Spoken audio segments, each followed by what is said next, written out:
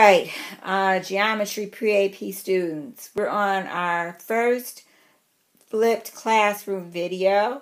It's on triangle congruence using side, side, side, and side angle side postulates. Before we jump into the postulates, I want to relate it to what we talked about in class today. First, we talked about how you prove the two figures are congruent. And we had two requirements for a figure to be congruent. First, corresponding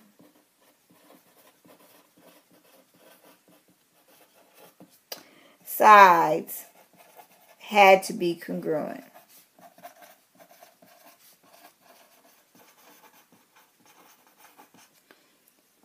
Second, corresponding angles had to be congruent.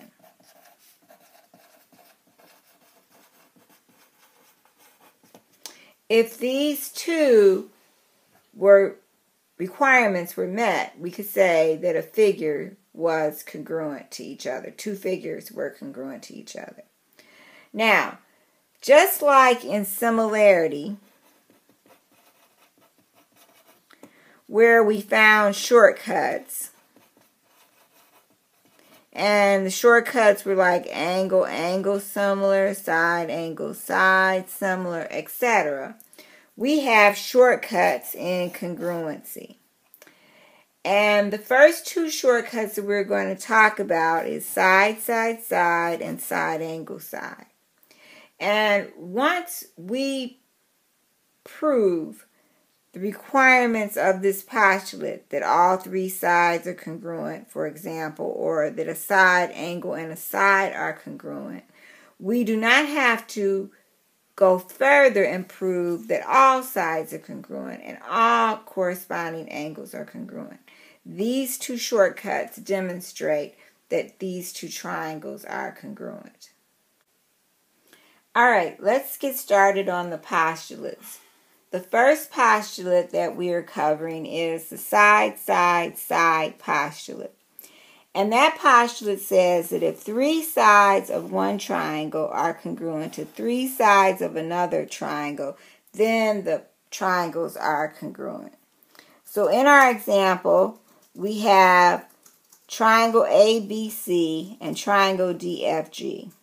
And the markings say that side AB is congruent to side DF, and that side AC is congruent to side DG, and that side BC is congruent to side FG.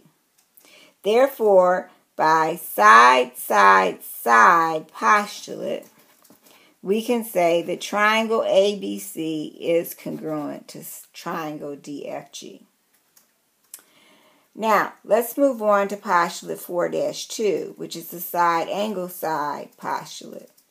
And it says that if two sides and the included angle of one triangle are congruent to two sides and the included angle of another triangle are congruent, then we have two triangles that are congruent.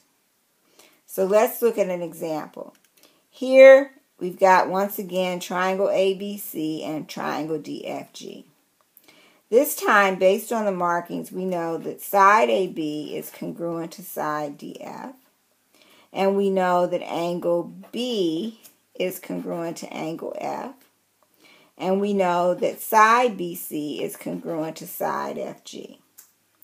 Therefore, we can say, based on side angle side congruency, that side ABC is or triangle ABC is congruent to triangle DFG.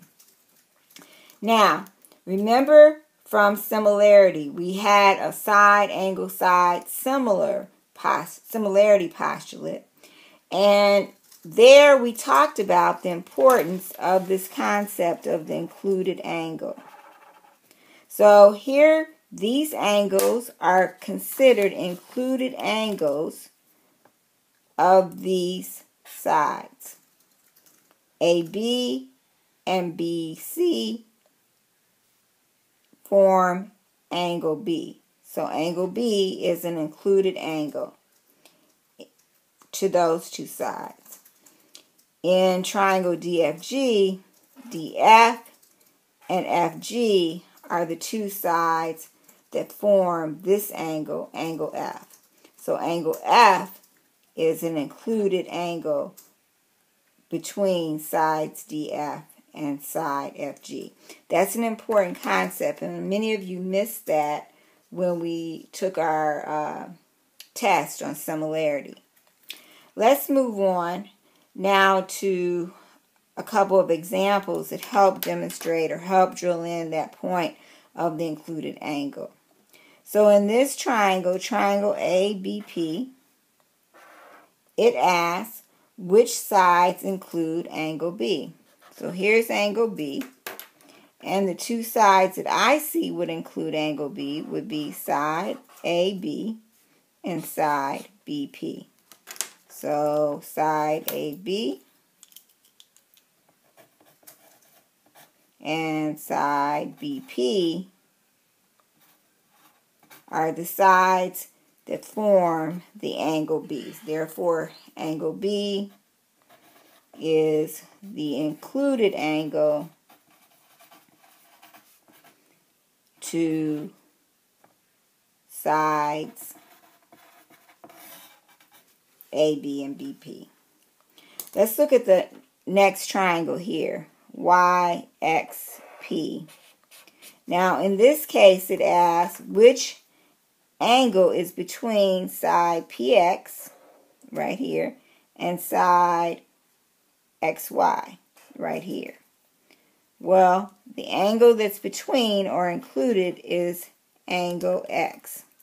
So angle X is the included angle for sides PX and side XY.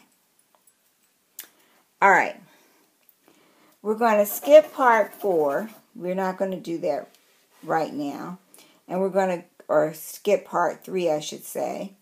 And we're going to move on to part 4. Okay. Now, in part 4, we're asked, what other information do you need to be able to prove that triangle DWO is congruent to triangle DWG? So I've highlighted them both. Now, when we look at the diagrams, we can see that OW is congruent to WG simply by the markings. We also know that side DW is a shared side, which means it must be congruent if both triangles share that side.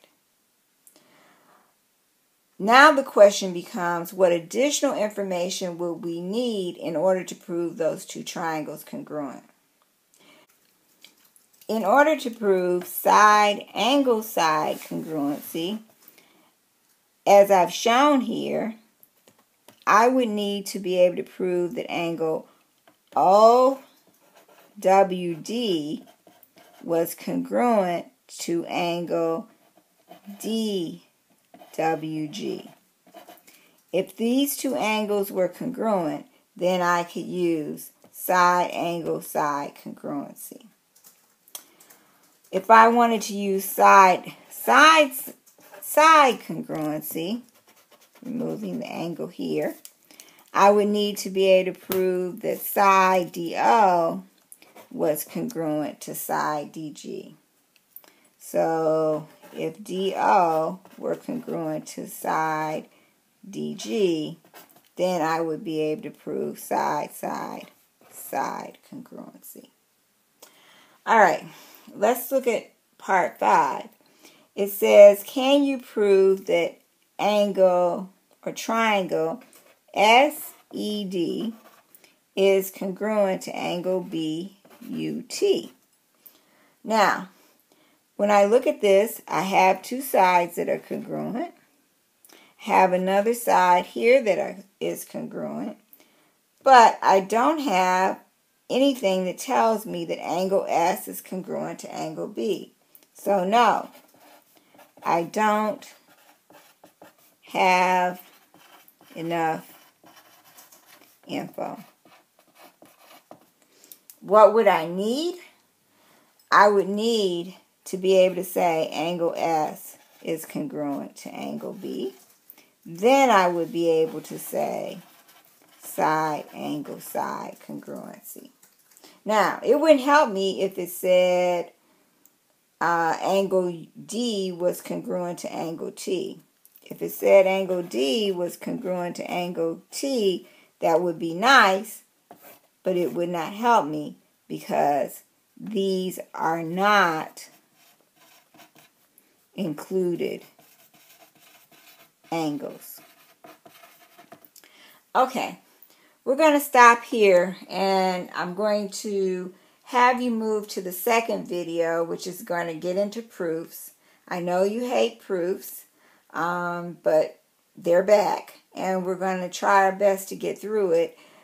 One thing I will say is that the proofs that deal with triangle congruency are much easier than the proofs that we worked on at the beginning of the year, which dealt with angle pairs. So see you on the next video.